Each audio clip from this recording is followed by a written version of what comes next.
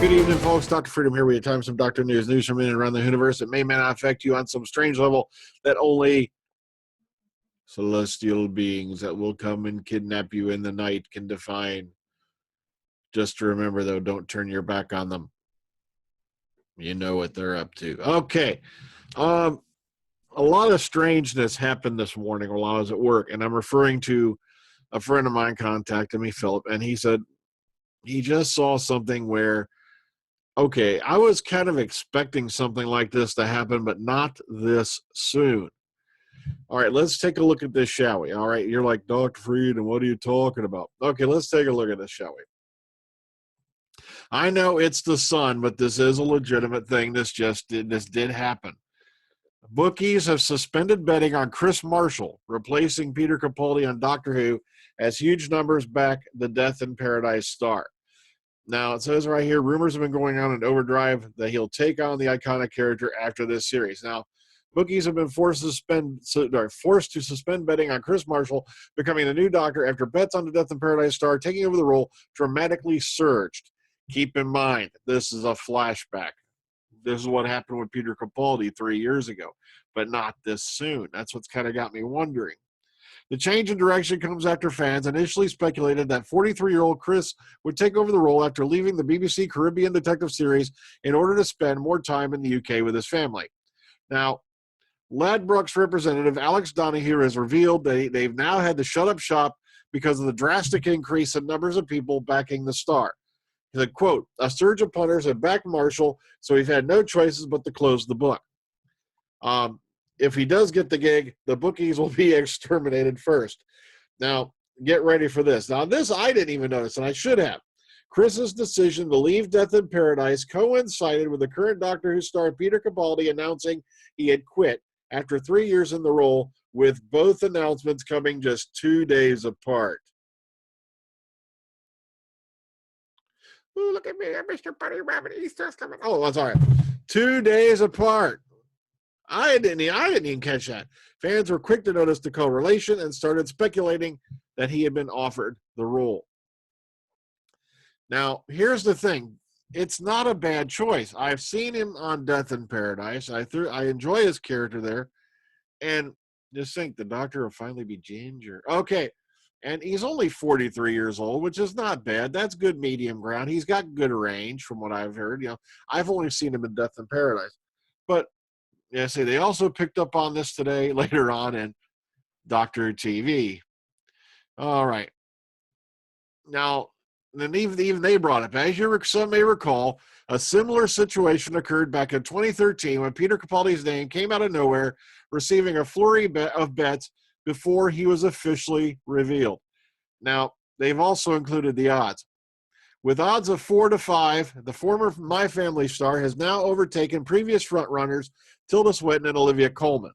So Tilda Swinton's down to 5-1, Olivia Colman 6-1, Phoebe Waller-Bridge is at 8-1, Maxine Peake is at 12-1, and Kris Marshall is now firmly ahead at 4-5, with the books being closed.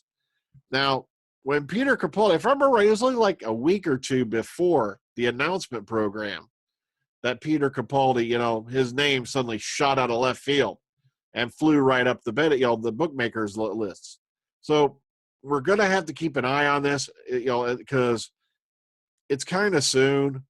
It really is. This is a lot earlier. If Kris Marshall is the one stepping into the role, this has come a lot quicker than I thought it would. I thought it'd be at least like a month or two from now, you know, that something like this would happen.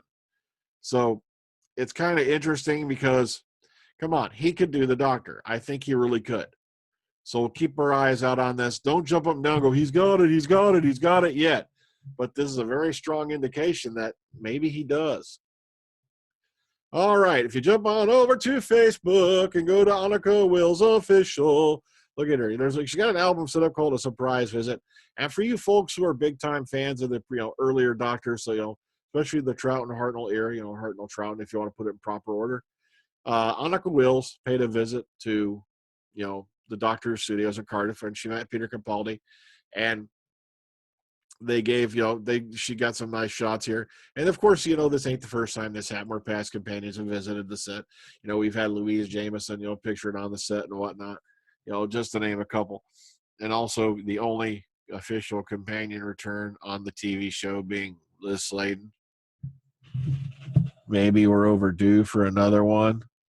Okay, you got that, Chibi? All right. So nice to see these photos. Nice to see she had a fun time with Peter.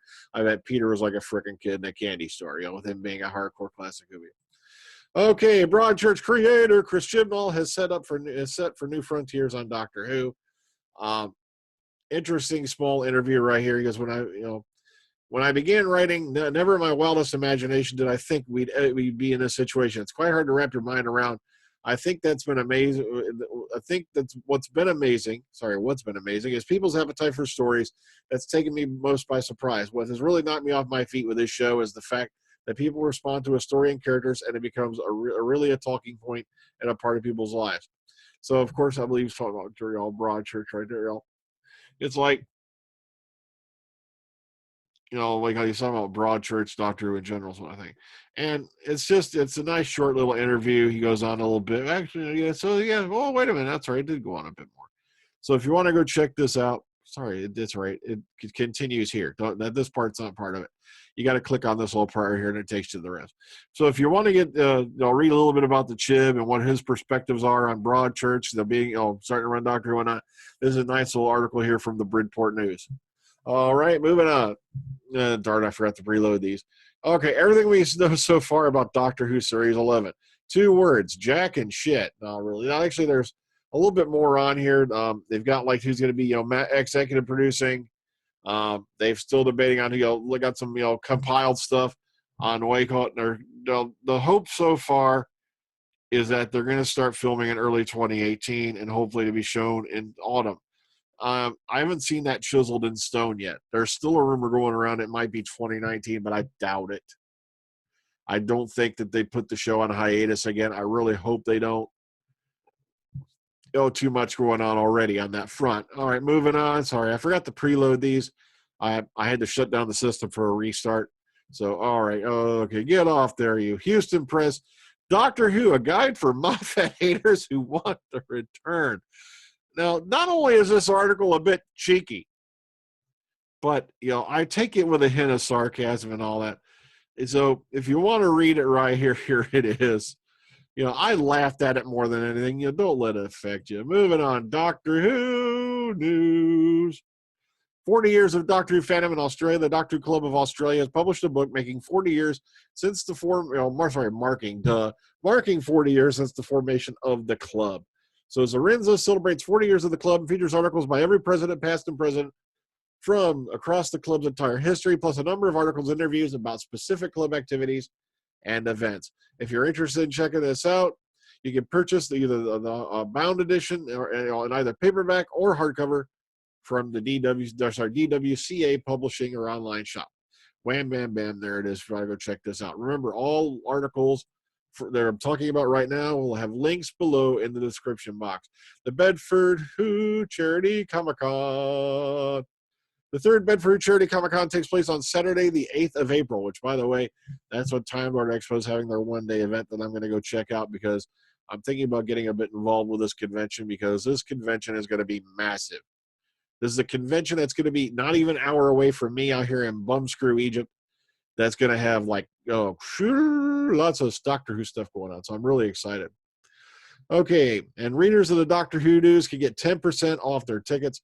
If you want, matter of fact, Bedford Who Charity Con is supporting the Bedford Food Bank. Every month, they provide emergency food to some 500 local adults and children in crisis. Doctor Who fans in the area have managed to raise £8,000 in the last 12 months. The food bank will receive everything made at the convention once costs have been covered. So, okay, Bedford Who Charity Cons have established a strong reputation as fun, relaxed, friendly, and informal events with audience and guests equally effusive in their praise. This year, Maureen O'Brien will be making a rare convention appearance alongside Peter Purvis, Jeffrey Beavers, Neve McIntosh, Annika Wheels, and Mike Tucker. Tickets for the Bedford Charity Con 3 cost £42.50 for adults, £22.50 for 14 to 18-year-olds and full-time students, and £15 for under 14s. Family tickets are also available. And to secure your 10% discount, follow the instructions right here. Further convention details are right here at their website and their Facebook page, and you can link to them through here. Lastly, for today, now, according to them, I've been getting the one episode. I thought episode 9 was Eaters of Light. Now apparently it's episode 10 they're saying now. So, but if you want to learn a little bit of knowledge, and get to know a little bit about what's going on in Doctor Who Series 10 for what they know, what we do have so far, this is not a bad little place to go take a look. Okay, they've compiled a lot of info right here.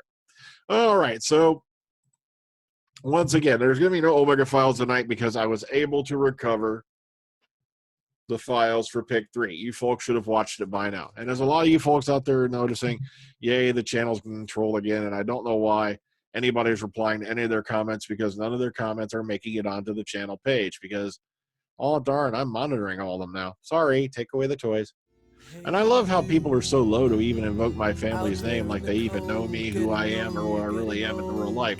No, you don't. So keep it up. You're just bringing in those numbers. So take care, talk to you for the rest of your day. Have a good one.